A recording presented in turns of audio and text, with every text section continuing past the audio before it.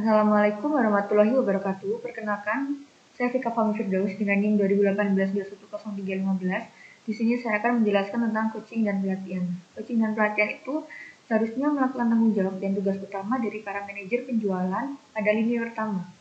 Nah, karena hasil-hasil yang baik itu diperoleh melalui pengembangan, pengetahuan, keterampilan, dan sikap dari kelompok penjualan. Nah, lalu selanjutnya di sini saya akan membahas tentang keuntungan-keuntungan dari melakukan pelatihan. Yang pertama itu ada hasil penjualan yang meningkat. Karena saat pelatihan itu kita akan diberitahu bagaimana sih cara menjualkan produk kita dengan baik dan akan meningkatkan profit perusahaan. Lalu yang kedua itu mengatasi persaingan. Yang ketiga itu ada para pelanggan akan merasa puas dengan layanan kita, dengan produk kita juga. Lalu yang keempat ada akan ada motivasi yang meningkat.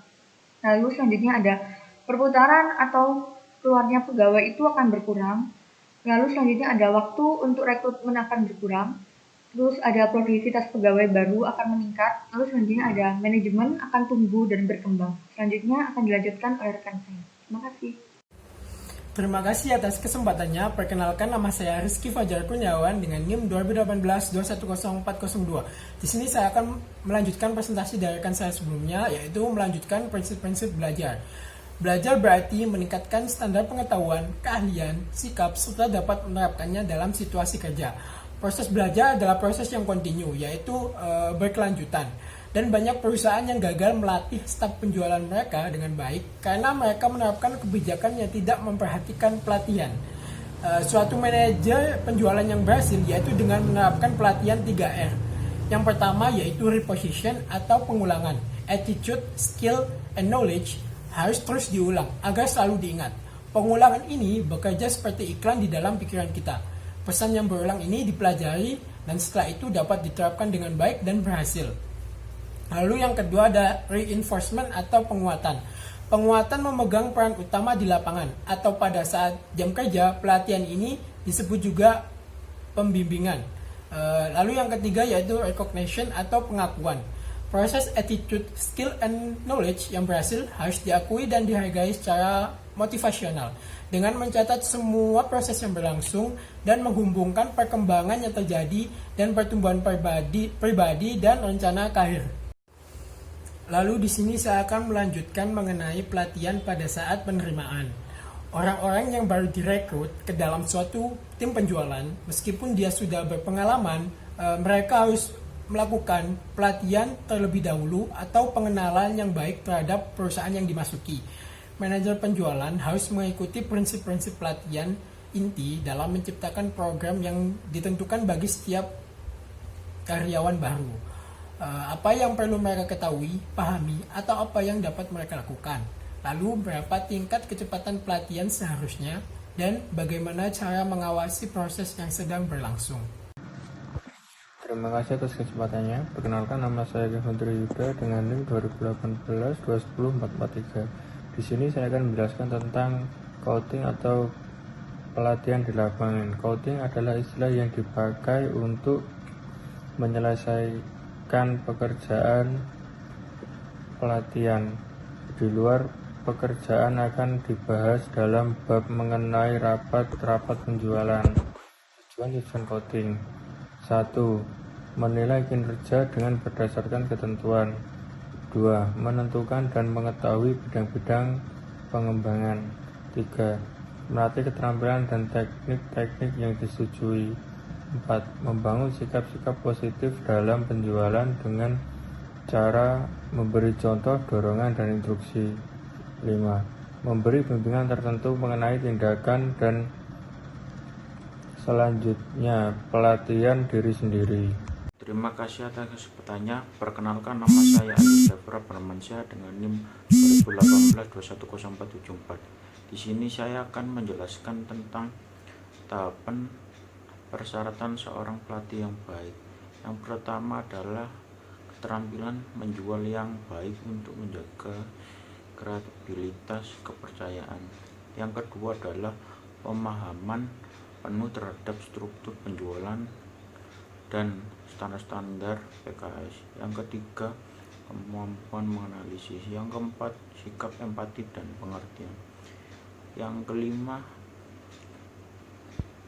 reliabilitas dalam metode yang dipakai. Yang keenam, keterampilan dalam semua teknik pelatihan.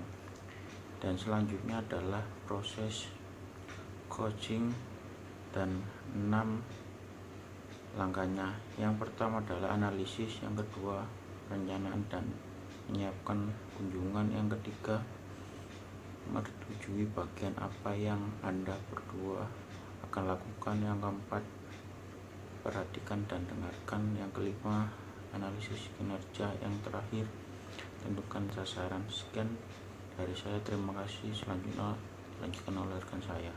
Terima kasih atas kesempatannya. Nama saya Maika Amriana dengan NIM 2018-2104495.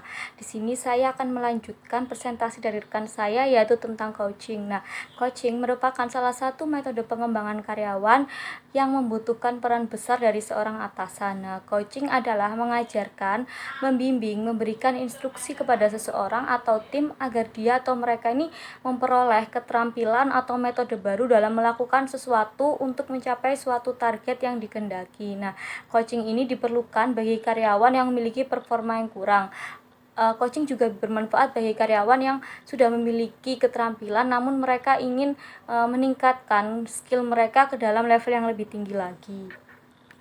Contohnya dalam hal ini yaitu seorang sales yang dimana mereka ini belum tahu tentang seluk-beluk produk mereka atau produk knowledge. Nah, mereka ini perlu diajari secara langsung atau diikutkan coaching and training tentang produk knowledge tersebut. Nah, bisa juga untuk sales tersebut sudah tahu tentang produk knowledge tersebut, namun mereka merasa kurang percaya diri serta takut terhadap penolakan. Nah, mereka ini juga bisa diikutkan ke dalam coaching untuk mengasah skill mereka menjadi lebih baik lagi. Selanjutnya saya akan menjelaskan tentang pengontrolan coaching. Nah, ada beberapa tips dalam pengontrolan coaching. Yang pertama yaitu ada observasi kinerja atau masalah. Nah, di sini tuh coach harus memberikan pertanyaan kepada karyawan seperti apa yang terjadi kemarin, apa yang Anda lakukan kemarin, project apa yang Anda tangani kemarin, serta apa yang telah Anda lakukan dengan tugas tersebut, atau apakah ada kendala dalam proyek tersebut. Nah, pertanyaan ini itu kita tujukan ke karyawan guna untuk mengetahui masalah atau kendala yang dihadapi karyawan. Nah, dengan mengetahui permasalahan ini akan mudah bagi kita untuk lanjut memberikan coaching karena sudah tahu masalah apa yang akan diselesaikan dan dapat memberikan gambaran kira-kira tujuan akhir yang ingin dicapai adalah menyelesaikan masalah tersebut.